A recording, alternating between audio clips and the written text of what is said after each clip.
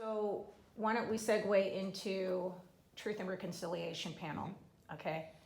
And the misconceptions about the panel that are out there, specifically about you rehiring the deputy, right? Okay, so I'm gonna let you talk about that and explain as much as you can in detail why you did it and what the Truth and Reconciliation panel is about.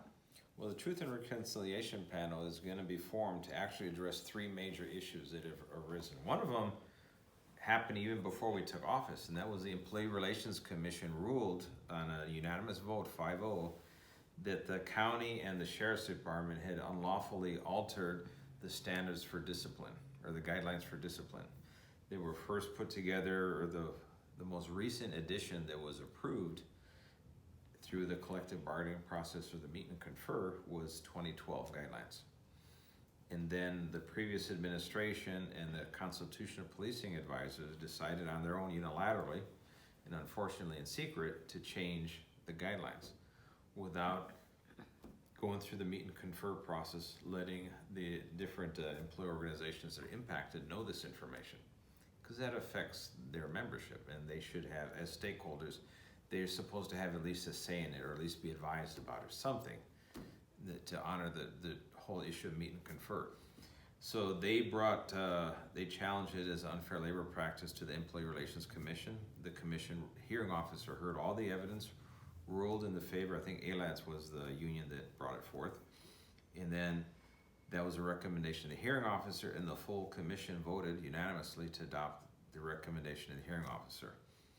And this is where it gets weird, because then the county appealed the decision of the Employee Relations Commission.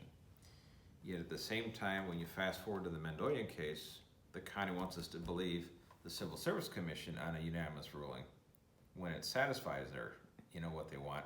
But when it doesn't satisfy them, then they want to appeal. So they want to have it both ways.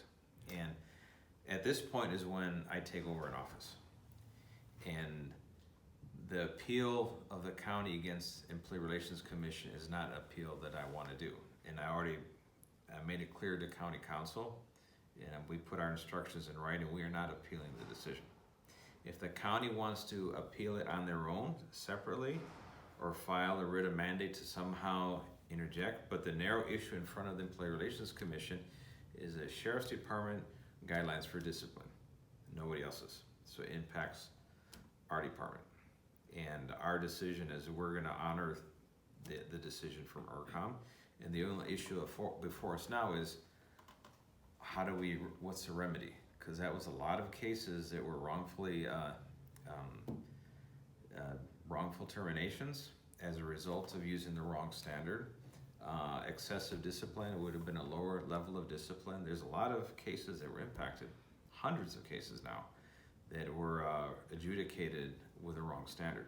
So now, how do we fix it? That's what we want to address with Employee Relations Commission. Okay, so let's specifically talk about the one case that's causing all the drama. Aren't there certain details about this case, though, that are being misrepresented by the LA Times? Oh, totally. Okay, so and I can tell you this. A couple of things that you can share? What I can share without violating Yes. the confidentiality is there was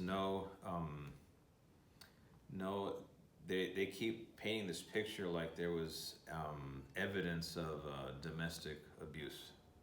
There was none. There was no anything that we could deem credible. There was no credible evidence, and that was exactly why the district attorney and their domestic violence experts, not one but two DAs, reviewed the entire file, and they said no. The law enforcement agencies that wrote the initial report, that was their same opinion when they took the information and they interviewed the potential victim. And so there was no credible evidence on that front. And in fact, in the Mandoyan case, he was not discharged because of that. But that is a misrepresentation of the LA Times, the Board of Supervisors, Civilian Oversight Commission. And I'll leave it at there. There was other issues on the case that were resolved, but that's as far as I can go without obviously crossing the line. Supervisor Kathy Barger states that she saw a video of him breaking into the home. Do you know anything about that? The victim's home? Okay, and what can you say about that? I'm not gonna get into the details, but what Okay. she claims is not actually what it was.